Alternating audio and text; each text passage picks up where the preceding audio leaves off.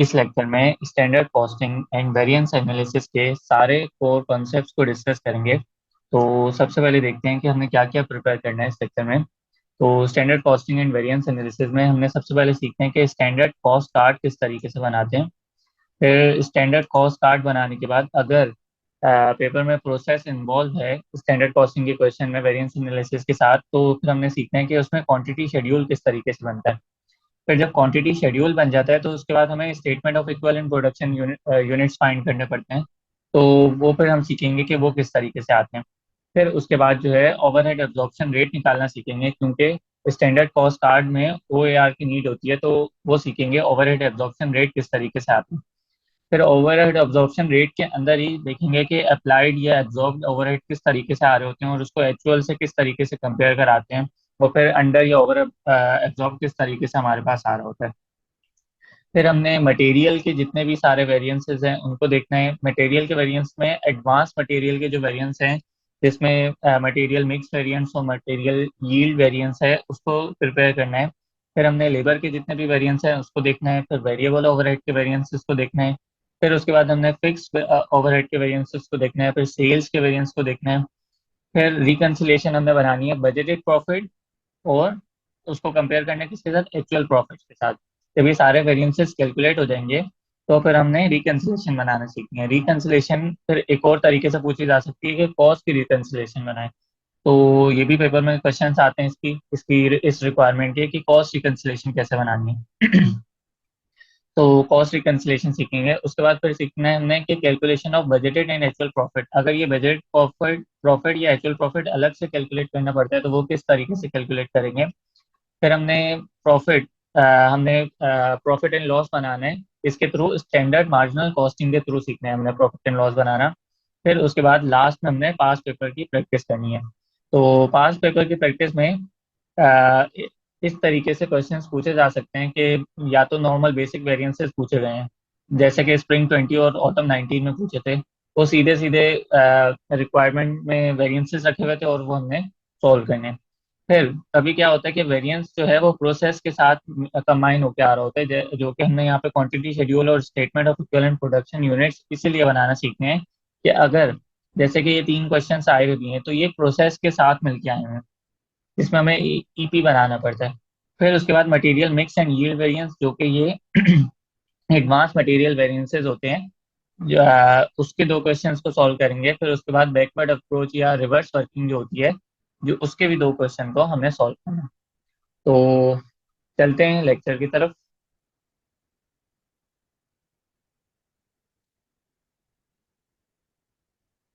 तो अभी सबसे पहले जो है स्टैंडर्ड कॉस्ट कार्ड बनाना सीखते हैं कि स्टैंडर्ड कॉस्ट कार्ड किस तरीके से बनाते हैं।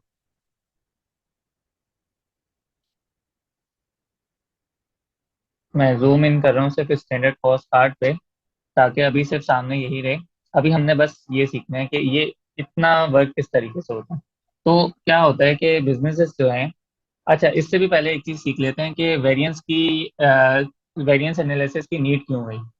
होता क्या है कि बिजनेसेस जो हैं वो एक बजट तैयार करते हैं। स्टार्ट में कोई भी प्रोडक्ट बनाने से पहले एक बजट अपना तैयार करते हैं कि इसके ऊपर क्वांटिटी इतनी की हम बाय करेंगे, इसके ऊपर लेबर आवर्स इतना टाइम काम होगा, इसके ऊपर वेरिएबल ओवरहेड्स इतने के लग रहे होंगे, उसके ऊपर फिक्स ओवरहेड हमारे इतने लग रहे होंगे। ये सब जो है बजट एक तैयार कर लेते हैं। फिर क्या होता है कि पूरे साल काम होता है, चीज़ें सेल होती हैं, सारा कुछ होता है, फिर एंड में एक्चुअल रिजल्ट्स हमारे पास होते हैं।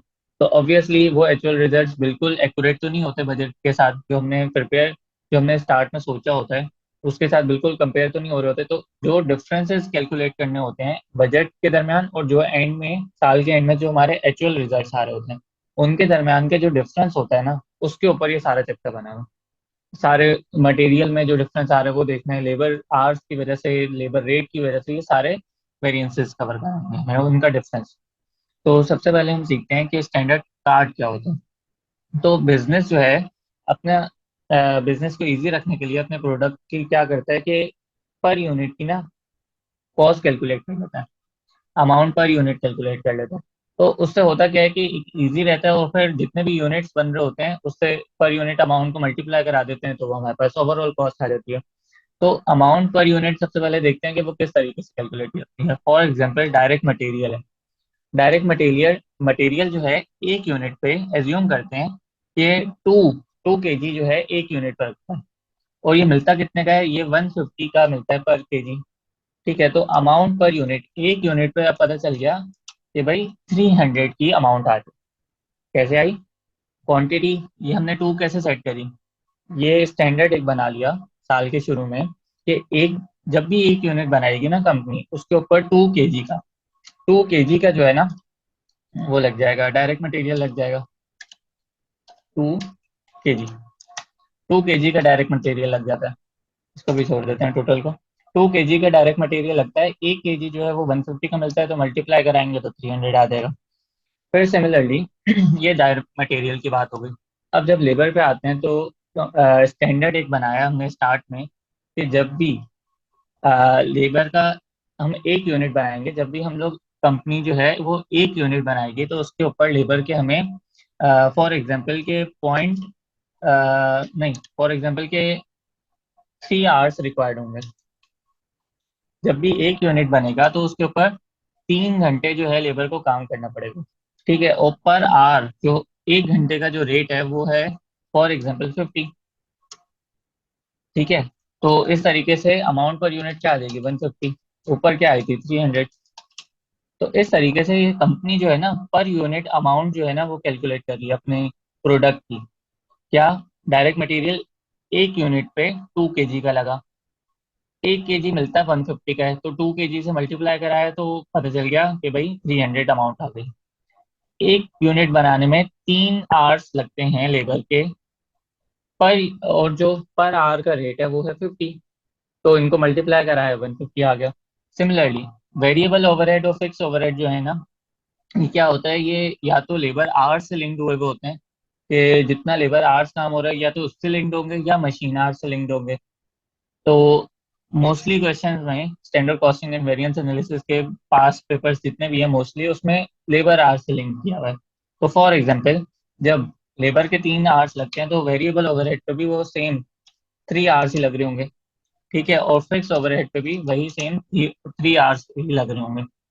इनका हाँ बिल्कुल रेट अलग हो सकता है। रेट फॉर एग्जांपल यहाँ पे 30 का है वेरिएबल ओवरहेड का, और फॉर एग्जांपल यहाँ पे 80 का है। तो इस तरीके से ये हमारी ओवरऑल अमाउंट आती रहेगी।